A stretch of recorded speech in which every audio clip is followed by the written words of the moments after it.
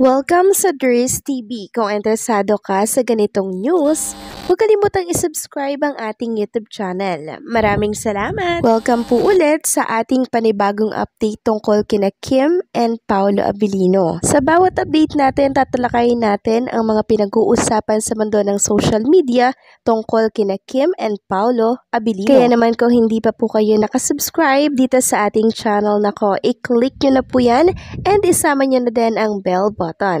So ayan, welcome back again sa ating YouTube channel mga ka-Kimpaw, and sa update natin ito, ang pag-uusapan natin ay tungkol sa mga importanteng kaganapan kina Kim and syempre kay Paolo Abilino. Pero bago po ang lahat mga ka-Kimpaw, narito muna ang mga napili nating komento patungkol yan sa naging previous update natin. Unang komento mula po ito kay Ginang Mila Luna Florentino. Sabi niya, "Good eveners, ano ba yan? Ba't hinahanapan si Paolo ng partners? Nandyan na si Kim. Ba't hanapan pa ng iba? Hindi naman siguro papayag si Paolo na palitan si Kim. Maraming malulungkot kung i-partner nyo si Paolo. Akala nyo ba kikita ang teleserye o pelikula ni Paolo kung iba ang kapartner niya? Ay ewan ko na lang kung hindi babagsak ang career ni Paolo. Sana wag nyo nang hanapan pa, nandyan na ang Kimpaw. Kimpaw lang sapat na."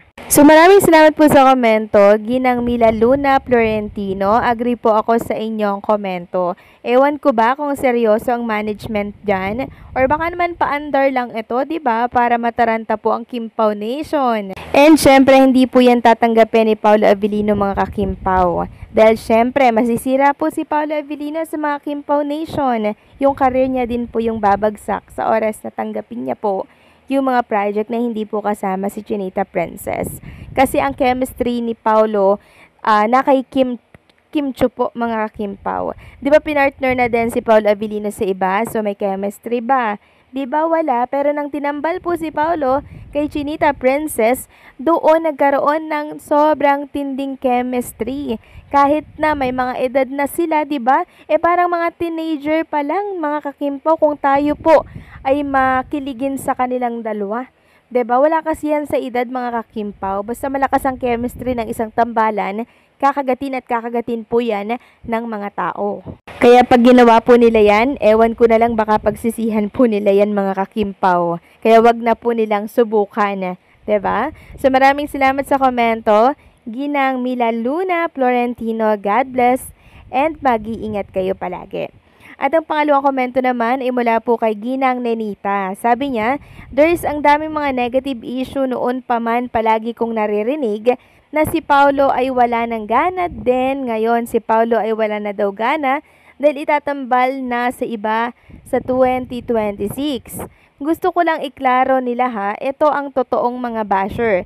Sa lahat ng interview ni Paolo, palagi niyang sinasabi na hindi nakakasawa makatrabaho si Kim. And proof dyan, 4 na project sila pa rin nagsasama. Kahit si Kim, hindi makapaniwala na straight ang 4 na project na silang dalawa ni Paolo. So, inggit kayo, diba? Ngayon, gusto ko lang iklaro ninyo noon pa man, mahal na mahal nyo na mahal ni Paolo si Kim. Nakita yon sa mga cameras kung gaano siya ka-in love kay Kim. Ikalawa, walang sawang mangyari dahil malapit na maging asawa niya si Kim. Galawang mag-asawa na sila dahil engaged na yan sila. Hindi man kayo bulag, welcome na si Paolo sa Chu family. Maraming picture na sinali na nila si Paolo sa family picture nila. Ang klaro naman, sabi pa ni Paolo, si Kim lang ang nagpapaliwanag sa buhay niya. Correct. Kahit saan siya mapunta, basta kasama daw si Kim. O ano yon? Taliwas ang mga isyo nyo. So, tigilan na lang ninyo ang mga isyo na walang resibo. Pampagulo lang kayo. Kaya, palagi kayong sinusupalpal ni Paolo sa mga ayuda nila. Buti nga sa inyo, mga mindset, mga nega-minded, gawa-gawa ng issue. So maraming salamat po sa komento, Ginang Ninita. Very well said po itong mga sinabi po ninyo, no? And for sure, magiging kampante itong mga Kimpaw Nation natin na nakikinig sa mga oras na ito. Basta panatag lang tayo kahit anong ibato po nila ng mga issue kay Kim and Paolo Abilino, wala yan para sa atin. Okay?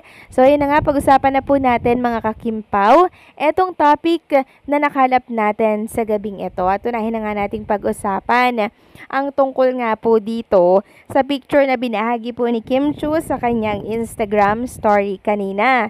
So, makikita kasi dito mga kakimpaw na bakit daw sad si Chinita Princess? Nag-alala na naman po ang mga Kimpaw Nation kasi sa labi pa lang daw nakasimangot na si Kim Chiu. Ano daw po ba yung problema? Then may mga nagsasabi na sa shoot po yan sa ospital mga kakimpaw at ito po ay wala naman daw kayong dapat ipag-alala. So pag po kasi si Chinita Princess mga kakimpaw ay merong hindi ka nais-nais na pinapakita like malungkot, sad, 'di ba? Nag-aalala na po agad ang mga Kimpaw Nation. Ganyan po nila kamahal si Chinita Princess. Kaya ngayon usapan ito ngayon sa mundo ng social media. Sabi nga po ng mga nag-comment, shooting yan, gusto niyo palagi siyang masaya. Nasa script sad siya, masyado naman kayong mapaghanap. Wag ganon, mga tao din sila. Dahil sabi pa ng isa, labi pa lang nakita ko ay mukhang malungkot. So sa taping daw to mga kakimpa, wag po kayong mag-aalala kay Kim Chiu.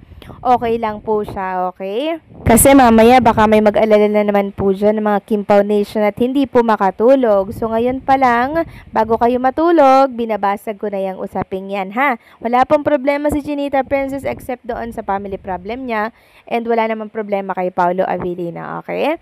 Samantalang next topic naman, pag-usapan natin itong picture. Actually video to mga Kimpaw. Video ni Kim and Paolo Abilino na edited po ha.